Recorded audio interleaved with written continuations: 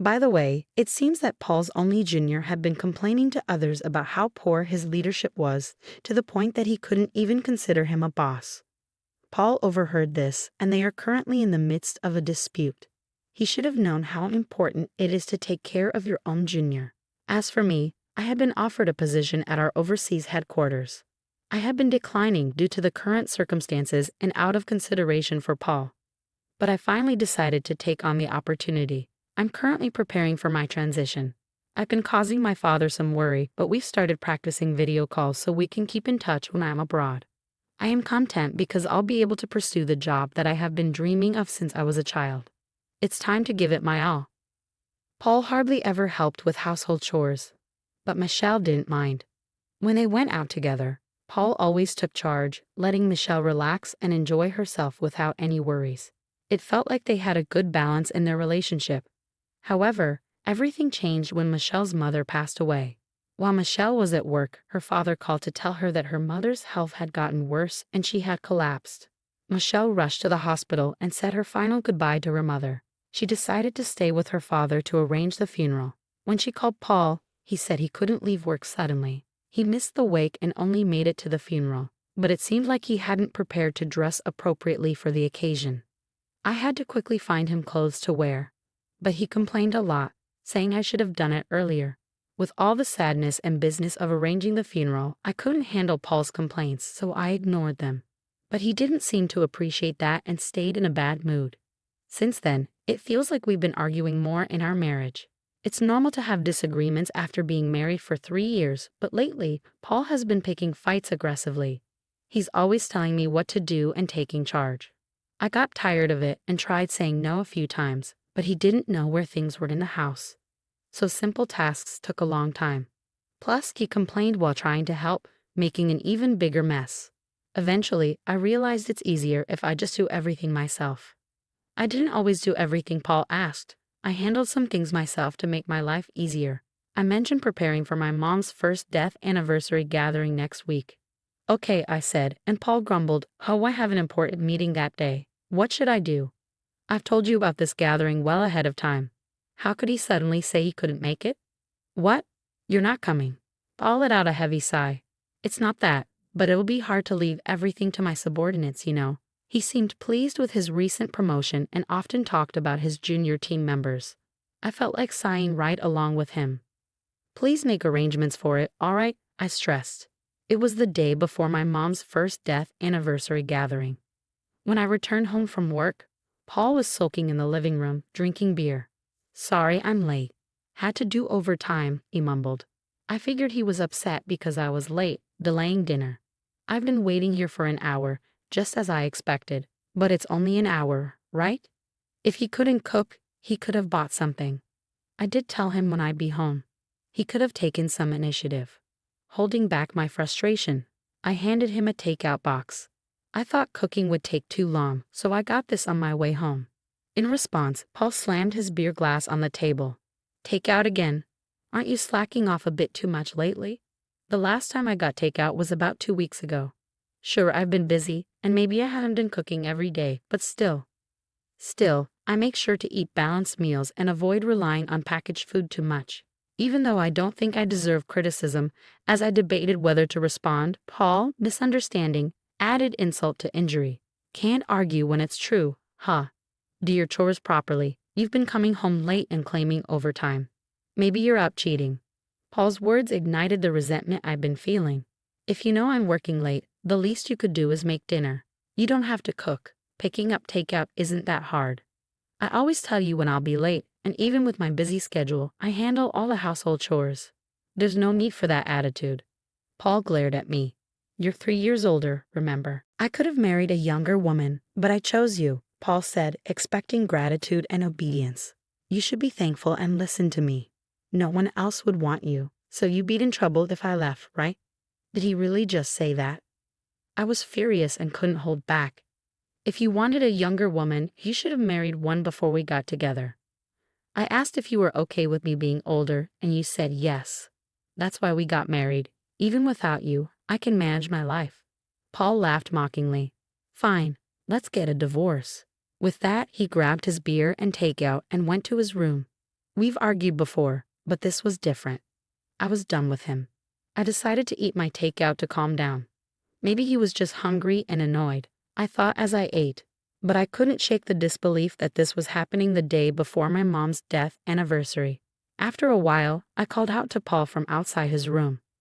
"We need to leave by 8 a.m. tomorrow, so I'll wake you up around 7. There was no response, but I felt he was awake. With that said, I went to bed. The next morning, when I woke up early, Paul was already gone. The bags I packed were still in the room. He hadn't left for the gathering without me. Where did he go? I called his phone, but he didn't pick up. He didn't respond to my texts either. With no other option, I left a voicemail and started getting ready to leave alone. I finally reached Paul while waiting for the train at the station. "I have a meeting. Can't leave it to my juniors," was all he said before the call ended abruptly. I was overwhelmed with a mix of anger and resignation, feeling stunned and bewildered.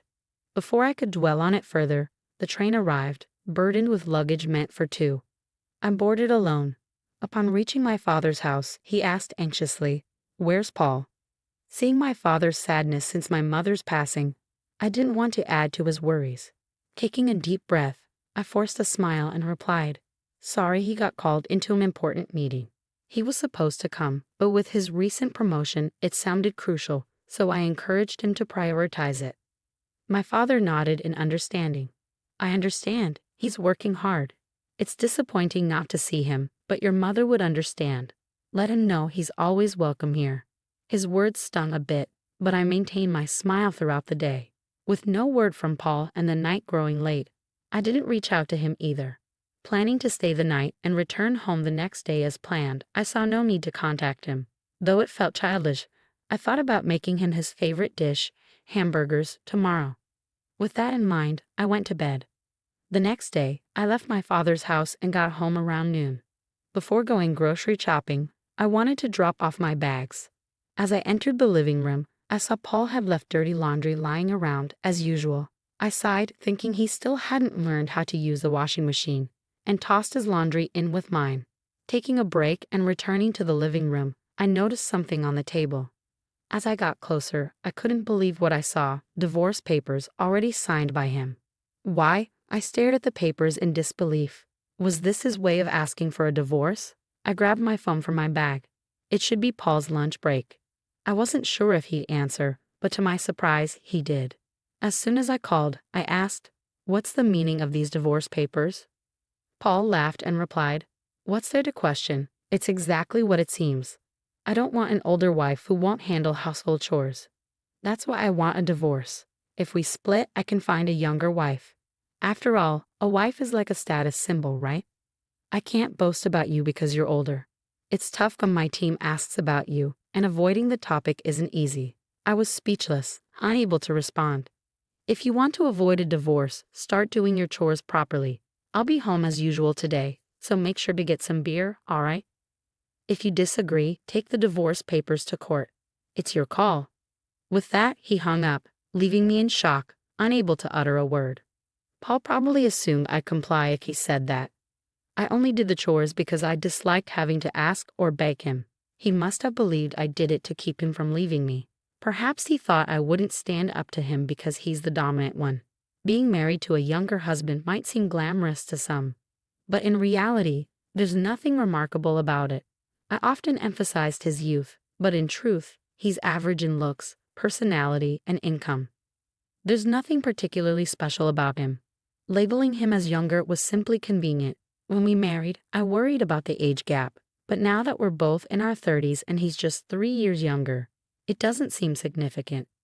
If there were a larger age difference between us, perhaps I feel differently. It's disheartening to constantly be labeled as the older wife when we're practically the same age. Determined to take action, I grabbed my bag and headed straight to the family court.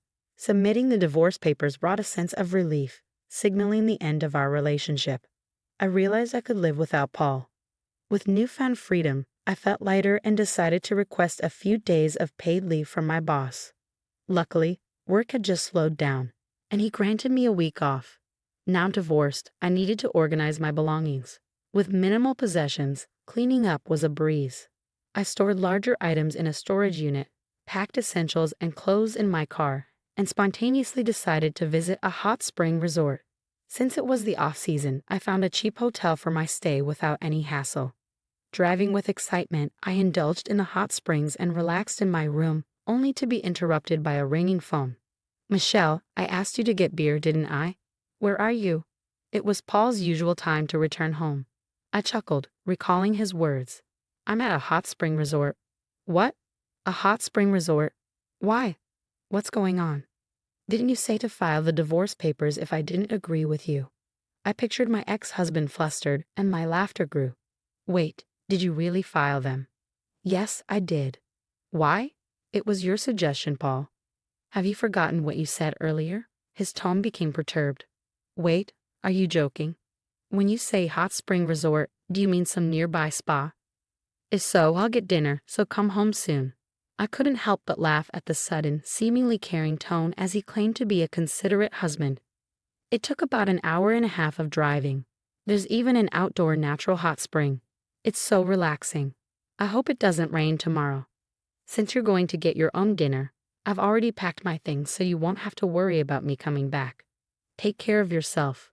Paul begged me to return, but I had no intention of going back. You're the one who initiated the divorce. Have you forgotten? It was obvious you were using divorce as a threat to control me. I told you, I can manage without you. Now that you've divorced your older wife, go find a younger one.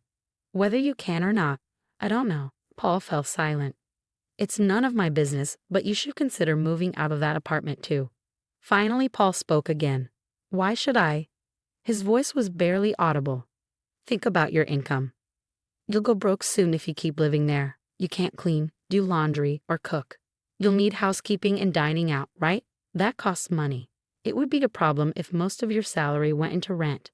You thought you were the provider, but my salary is nearly double yours. You never provided for me. If anything, it was the other way around. Also, you were overconfident just because of one junior. But did you know I have multiple juniors under me and even more under them?"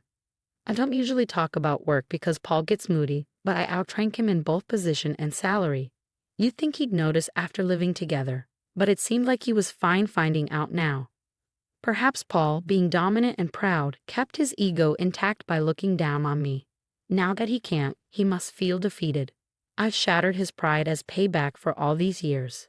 The reason I handled household chores without complaining, despite your domineering behavior, was partly because you were younger, and I cut you some slack, and partly because it was too much hassle to ask you for anything.